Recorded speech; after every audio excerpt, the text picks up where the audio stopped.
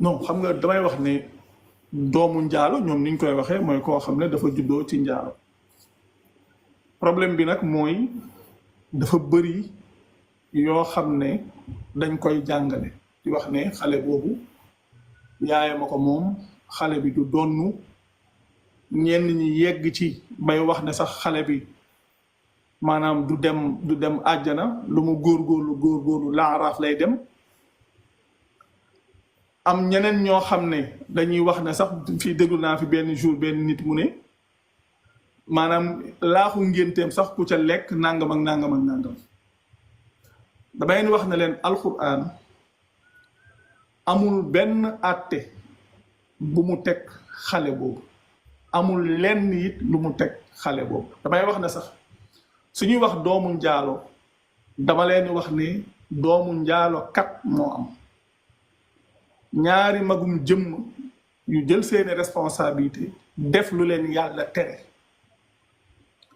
ñoom ñooñu ci seen kaw la yàlla tegub àtte waaye xale ba amul lenn lu ko yàlla teg te may leen wax sax li gën a doy waar loolu daaw rek def naa ko ci télé bi ci émission ku ñuy wax Tunkara wax naa ko fa tamit en direct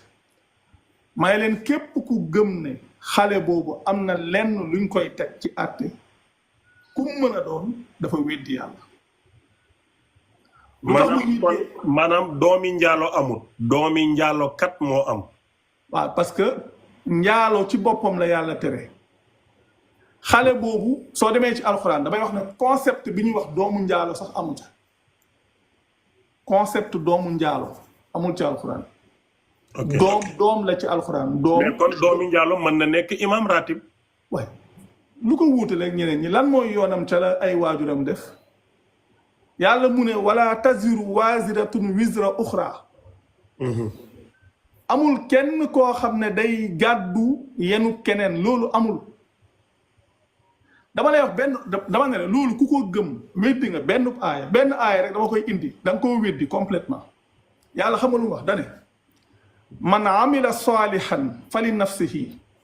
wa man asaa fa alayha wa ma rabbuka bi zallamin lil abid yàlla mu ne ku jëf lu baax ngir sa bopp la ku ñaawalit ci yow la maam sa borom du tooñ benn jaam te yàlla moo ne ëllëg wa an laysa lil insaani illa ma saa bis penc kenn ku ci ne la nga jëf képp loolu nga fay am léegi xale bi moom lan la jëf ci lii